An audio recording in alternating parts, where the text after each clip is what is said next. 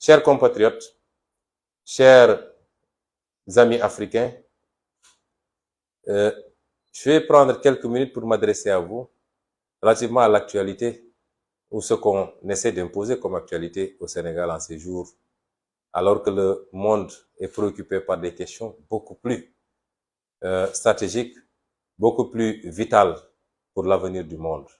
Je le disais l'autre jour, il faut s'inquiéter de ce qui se passe dans le monde aujourd'hui. Il y a l'enlisement de la guerre en Ukraine avec ses conséquences socio-économiques dramatiques. Il y a ce qui se passe aujourd'hui en Asie avec les risques d'annexion de Taïwan par la Chine et les risques d'intervention des États-Unis. Mais également, ce qui se passe avec la Corée du Sud. Pas plus tard que ce matin, des essais de missiles balistiques ont suscité de vives réprobations de la Corée du Sud, de la part de la Corée du Nord, ont suscité de vives réprobations de la Corée du Sud et de la communauté internationale. Mais vous avez suivi l'actualité aujourd'hui où les Américains ont réagi par rapport aux inquiétudes des Saoudiens qui soupçonnent une attaque imminente de l'Iran sur leur territoire. Et donc, nous sommes dans un monde extrêmement incertain. Un monde extrêmement dangereux. Un monde où rien ne peut être défini sur le court terme, a fortiori sur le moyen terme et le long terme. Et il me semble qu'il n'y a que les pays africains qui n'ont pas suffisamment compris les enjeux. Et le Sénégal en fait partie. Pendant que le monde se préoccupe des grands enjeux et des grandes questions, ici au Sénégal, on est dans le perpétuel recommencement des faits divers. Et tous les jours avec son lot, on ne parle pas de ce qui fait le Sénégal ou ce qui ne le fait pas. On ne parle pas de ce qui rend le vécu des Sénégalais extrêmement difficile. Mais on est là à parler de questions qui n'ont aucun impact en réalité sur le devenir de ce pays et sur son présent même, puisque il est de notoriété publique que les Sénégalais souffrent comme ils n'ont jamais souffert. Chers compatriotes, on a parlé d'une convocation de votre ami, votre frère, votre président, pour certains, Ousmane Sonko, alias Oscar Sierra, puisque c'est comme ça qu'on nous appelle dans les communiqués de la police maintenant. Je dois dire aux Sénégalais qu'il n'y a rien de plus normal, de plus ordinaire que cette convocation, que nous avons souhaité et voulu depuis très longtemps, que nous avons exigé depuis très longtemps, qu'elle intervienne à cette période où nous avions entamé une tournée pour aller à la rencontre des Sénégalais, peu importe. Nous avions souhaité, parce qu'il faut que ce dossier soit définitivement traité, puisque c'est un dossier vide, absurde. C'est un complot ourdi au plus haut sommet de l'État et nous en avons toutes les preuves et je vous reviendrai très bientôt pour vous en donner un certain nombre d'éléments. Nous l'avons souhaité parce que le pays doit souffler et passer à autre chose. Nous l'avons exigé plusieurs fois. Si vous vous rappelez, il y a 8 mois à peu près, ou un peu plus, oui, un peu plus, j'avais accordé une interview à quelques journalistes et j'étais allé même jusqu'à dire que si le doyen des juges ne me convoque pas pour m'entendre, je refuse désormais d'aller signer le cahier de décharge. Puisque quand vous êtes sous contrôle judiciaire, vous êtes assujetti à un certain nombre d'obligations. C'était pas un déni, c'était pas un manque de respect à la justice. Mais vous ne pouvez pas avoir un dossier, c'est une première dans l'histoire judiciaire du Sénégal, que 18 mois plus tard, on n'appelle pas un inculpé pour l'entendre au fond et voir les suites à donner à ce dossier. C'est désormais fait et c'est pourquoi je rassure tout le monde.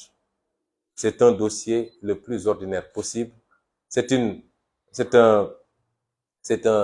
procédure la plus ordinaire possible et qui s'insère dans le cadre de l'instruction d'un dossier totalement vide.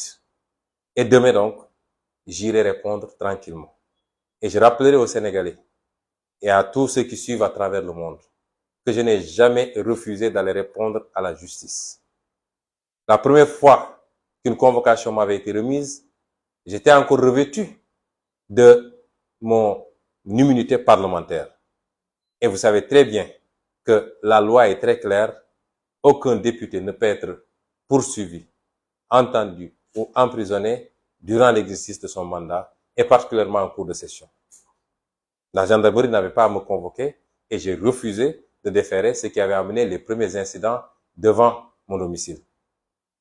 Quand ils se sont ravisés pour aller procéder à la levée de l'immunité parlementaire en violant toutes les normes et que une convocation m'avait été notifiée après cela, je suis allé déférer tranquillement à cette convocation qui datait du 3 mars 2021. Ce matin, mon ami et frère Khalifa Sall me rappelait qu'il y a un fétichisme chez ces gens-là autour du chiffre 3. Moi, je ne suis pas un fétichiste, lui non plus. Je ne crois pas à ces histoires-là. Tous les jours sont des jours. S'ils ont des devins ou des marabouts qui leur ont garanti que le 3, s'ils font les choses de 3, ils se sont fourrés le doigt dans l'œil parce qu'il ne se passera absolument rien. Et c'est, rappelez-vous, sur le chemin, en allant déférer à cette convocation, que la police, la gendarmerie avait fait obstruction pour m'empêcher d'aller répondre au juge, d'où les événements tragiques et malheureux du mois de mars 2021 qui ont coûté la vie à 14 personnes sur la base d'un complot d'État contre un opposant qu'ils craignent tous et qui nous a amenés à cette situation déplorable. Nous y voilà aujourd'hui, après 2 ans de louvoiement presque, nous recevons cette convocation du doyen des juges. Je veux dire à tout le monde que j'irai répondre le plus simplement du monde, tranquillement. J'irai répondre et je reviendrai tranquillement chez moi passer la nuit. Parce que beaucoup de fausses informations ont été distillées, faisant penser même que je pourrais être arrêté en déférant à cette convocation. C'est fait à dessein, c'est fait sciemment pour créer la psychose ou alors la mobilisation de nos militants et en profiter pour coller toutes sortes de motifs. Trouble à l'ordre public, appel à insurrection, etc., etc. Je rassure tout le monde, s'il plaît à Dieu, demain, je dormirai tranquillement chez moi et dans les jours à venir, nous reprendrons tranquillement la tournée nationale de Nemmekou Tour pour aller à la rencontre des Sénégalais et préparer 2024. Et c'est pourquoi j'ai demandé à tout le monde, je demande à tout le monde, solennellement, et j'insiste beaucoup, de rester tranquillement chez soi, ou alors de vaquer tranquillement à ses occupations. Parce que nous ne sommes pas, nous, Macky Sall, nous ne sommes pas des froussards. Nous avons le courage de ce que nous faisons. Si nous décidons de nous battre, tout le monde saura que nous avons décidé de nous battre. Nous ne sommes pas des froussards au point de mobiliser l'ensemble des troupes de la gendarmerie nationale, de la police d'État, l'ensemble des renseignements généraux, et même peut-être l'armée. Nous avons vu même la réquisition des sapeurs-pompiers. Toute la République est mobilisée pour une simple audition d'un Sénégalais, comme tous les Sénégalais, fût-il un opposant de premier rang. Cela n'honore pas Macky Sall. Et comme à son habitude, à chaque fois qu'il s'y prend, il préfère prendre son avion pour détaler et aller faire du tourisme ailleurs. Aujourd'hui, c'est devenu un arabe, puisqu'il a trouvé comme prétexte cette fois-ci le sommet arabe qui se déroule en Algérie. Nous ne sommes pas ce monsieur qui, même abrité derrière ses forces de défense et de sécurité, demeure un peureux. Nous ne sommes pas des peureux. Nous n'avons ni armée, ni police, ni gendarmerie. Mais si nous décidons de nous battre, nous assumerons. Advienne que pourra. Nous n'en sommes pas là, chers compatriotes. Et c'est pourquoi je vous demande solennellement de vaquer à vos occupations, de ne pas venir chez moi, ni au tribunal, de ne pas vous attrouper, parce que c'est une procédure ordinaire. Ça ne se jouera pas demain. Restez à notre écoute et suivons l'évolution de ce dossier. Parce que je vous ai toujours dit qu'ils ne pourront jamais, ils sont tout le temps dans leur laboratoire en train de comploter et de voir les versions.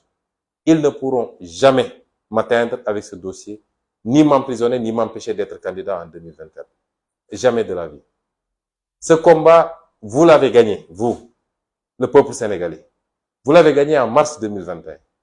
Parce que c'est en mars 2021 qu'ils ont perdu ce dossier. Parce que si leur stratégie avait marché, j'aurais été arrêté dès le premier jour si je m'étais présenté à la gendarmerie. C'était les consignes du procureur Serigne Bassirou Gueye. Et lui, je reviendrai sur lui très largement quand je vais venir vous parler du dossier. Parce qu'il fait partie des comploteurs. Il avait donné des instructions pour que je sois arrêté dès que j'arrive. Il avait dit au commandant Beng, je sais qu'il va venir parce qu'il est trop fier. Il va venir. Dès qu'il vient, auditionnez-le et décernez le mandat de dépôt.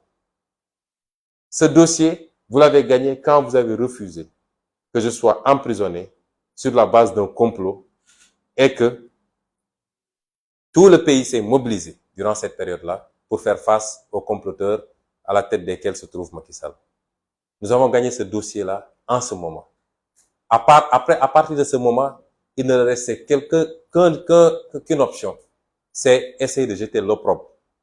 Envoyer des gens sur les plateaux pour insulter, pour dire des obscénités. C'est ça qu'il reste. Mais comme on dit dans un proverbe bien de chez nous, une bouche qui saigne ne peut pas sortir de bonnes paroles. Et c'est pourquoi je vous dis, nous n'avons pas à tomber dans le piège de Macky Sall. Ce monsieur est fini. Il lui reste 16 mois à la tête de ce pays et il partira. Mais rappelez-vous, il y a 2 ans, je vous ai parlé de sa stratégie du chaos. Puisqu'il a peur de ce qui pourrait advenir après son départ. Il sait très bien ce qu'il a fait. Lui et ses proches. Et ils éprouvent une peur bleue. Et c'est pourquoi il est dans une dynamique de créer le chaos. D'où l'acquisition de matériel militaire à gauche et à droite. Il en achète tous les services. Comment est-ce que des services des eaux et forêts peuvent acheter pour 45 milliards d'armes? Tous les services sont en train de commander des armes. Il est dans cette stratégie du chaos. Cet homme préférerait que le Sénégal regresse au point de tomber dans une guerre civile plutôt que lui, il parte dans les conditions démocratiques comme il avait hérité du pouvoir. Mais s'il peut à Dieu, il partira. Et c'est pourquoi nous devons avoir l'intelligence tactique. Nous sommes désormais, pour les 16 mois à venir, dans un jeu tactique de haute stratégie. Il ne doit pas être plus intelligent que nous. Ils savent que ce dossier est mort-né. Ils ne peuvent rien obtenir de ce dossier. Mais ils vont créer des situations pour pouvoir faire naître de ce dossier d'autres dossiers. Et invoquer parce qu'ils l'avaient fait déjà au mois de mars. C'est parce qu'il y a eu la pression populaire qu'ils ont reculé. Mais rappelez-vous, il y avait un dossier contre moi d'appel à insurrection. Un dossier d'atteinte à la sûreté de l'État. Un dossier de trouble à l'ordre public, si vous vous rappelez. Et donc, ils sont dans cette stratégie-là. Et c'est pourquoi je demande aux Sénégalais de ne pas tomber dans ce piège. Laissons les choses se faire naturellement. Le moment venu, nous ne le souhaitons pas. Nous souhaitons que les choses se passent de manière pacifique. C'est ça la marque de fabrique du Sénégal. Nous souhaitons que nous puissions aller vers une transition démocratique, douce, apaisée, à l'issue d'élections libres et transparentes, qui auront permis aux Sénégalais de choisir librement leur candidat. Et aucun candidat ne sera écarté de cette élection. Parce qu'on ne l'acceptera plus que Macky Sall ait à choisir qui doit être candidat et qui ne doit pas l'être. C'est ce que nous souhaitons pour ce pays. Et c'est ce que tous les Sénégalais souhaitent. Et c'est pourquoi ces combats-là ne sont pas des combats des acteurs politiques. C'est les combats de tous les Sénégalais. Parce que je dis tout le temps aux Sénégalais, si tous les Sénégalais se levaient comme un seul homme pour dire à Macky Sall, basta, je peux vous jurer que Macky Sall cessera de faire ce qu'il fait. Mais tant qu'on sera dans cette dynamique où les gens posent des pions, avancent, tout le monde sait qu'on va vers la mauvaise direction, mais on ne réagit pas, jusqu'à atteindre la ligne rouge, malheureusement, on risque d'en payer le plus cher. Et c'est pourquoi nous nous disons simplement que nous nous souhaitons que la paix pour ce pays. Parce que quand vous avez des ambitions aussi nobles et aussi importantes que de diriger un pays, vous ne pouvez pas souhaiter hériter de ce pays en lambris. Vous ne pouvez pas souhaiter hériter de ce pays cassé en 1000 morceaux ou en guerre civile. Vous souhaiterez hériter de ce pays dans la stabilité, la paix et la tranquillité, pour vous permettre dès les premiers jours d'appliquer vos idées et de travailler rapidement à avoir des résultats pour le peuple sénégalais. Et c'est ce que nous souhaitons. Mais si on nous pousse à bout, j'ai toujours dit que la résistance est un droit constitutionnel. Et là, on est dans une posture défensive. La résistance est un droit constitutionnel. Et c'est pourquoi je dis aux Sénégalais, restez vigilants, restez mobilisés, restez concentrés, mais gardons notre sang-froid. Le moment venu, tout le monde saura que le moment est venu. J'ai dit que de ce dossier, il ne peut rien sortir qui puisse entraver notre marché politique, qui puisse entraver ou qui puisse compromettre le projet que nous partageons en commun et qui est porté par tous les Sénégalais, qui a suscité l'espoir, qui a ressuscité même l'espoir. Parce qu'il faut le dire, les Sénégalais avaient cessé d'avoir espoir avec les échecs de Macky Sall et ses reniements.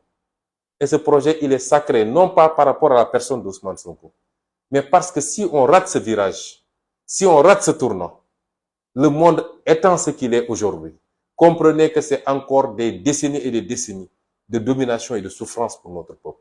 C'est une occasion unique pour nous libérer. Et c'est pourquoi j'insiste sur la stratégie. Écoutez-nous, soyez patients et développons notre stratégie pour contrer la leur. Et je ne pourrais terminer sans rappeler quelles sont nos priorités. Parce qu'il ne faut pas qu'on se perde. Nous avons un pouvoir très habile dans les contre-feux. À chaque fois qu'il est dos au mur, il allume des contre-feux. Et beaucoup de Sénégalais mordent à l'hameçon. Parce que j'ai l'impression que nous sommes très friands de faits divers. Partout dans le monde, les gens aujourd'hui posent les enjeux géostratégiques. L'incertitude pour l'avenir du monde. Les gens sont préoccupés. Quand vous suivez les télévisions occidentales, on vous parle du prix du gaz. On vous parle du prix de l'essence à la pompe. On vous parle de politique fiscale. On vous parle de politique agricole. On vous parle de sécurité. C'est ça les débats. Mais quand vous revenez dans nos pays, tout le débat tourne autour de personnes. Des injures, des insultes. Les gens aiment inviter des gens pour qu'ils insultent simplement. Voilà ce à quoi Macky Sall a réduit ce pays en 10 ans d'exercice du pouvoir. N'oublions pas que nos priorités, c'est les scandales du régime de Macky Sall.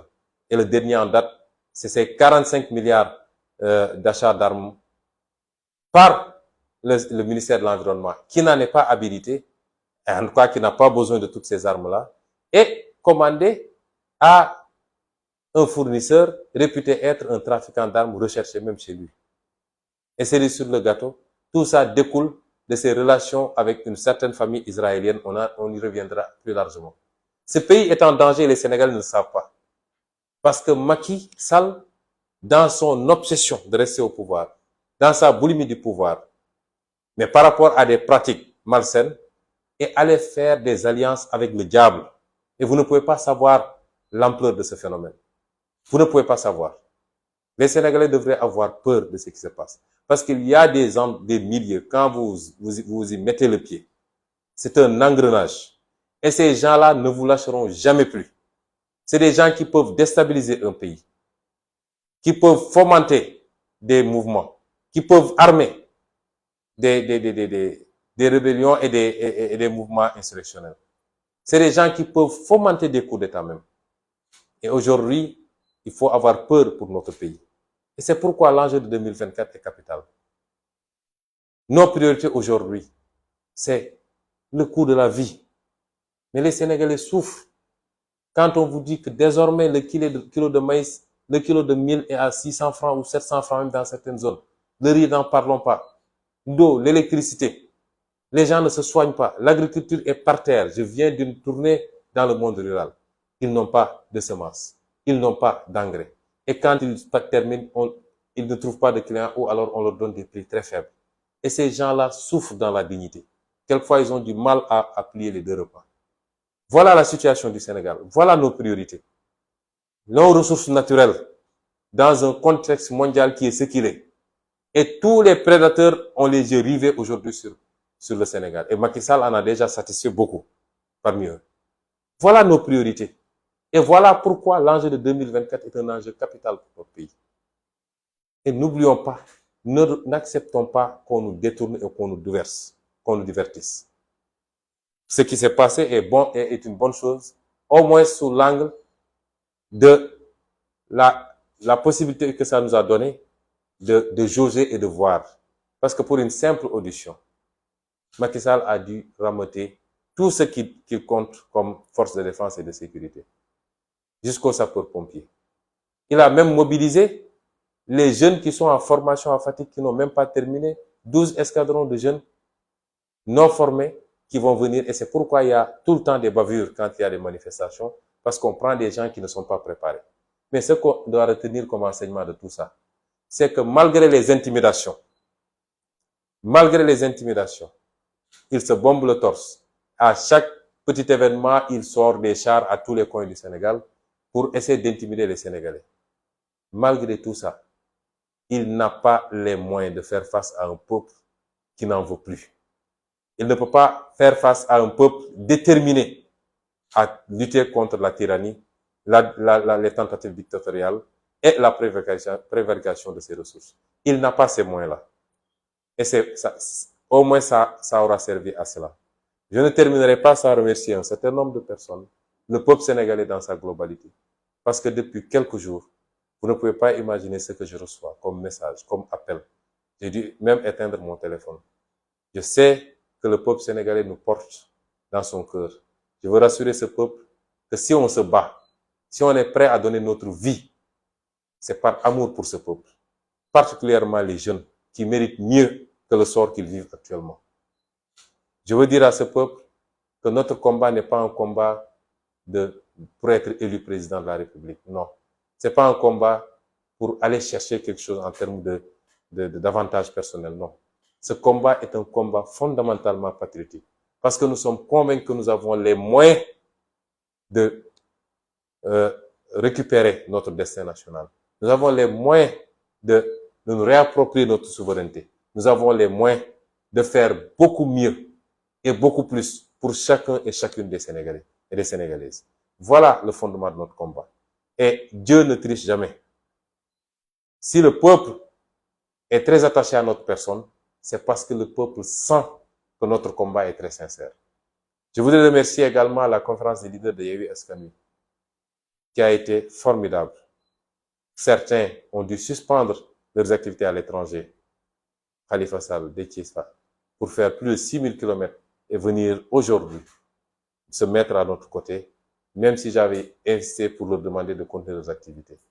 Tous ceux qui étaient là aujourd'hui, lors de la conférence de presse, les Aïda Mbodj, les Maïmouna Bousso, Cheikh Tidiane Youm, Cheikh Tidiane Dièye, Moussa Tine, le doyen Habib Sy, mon frère Dianté, je vous remercie, le parti vous remercie, les Sénégalais vous remercient pour cette loyauté dans le compagnonnage.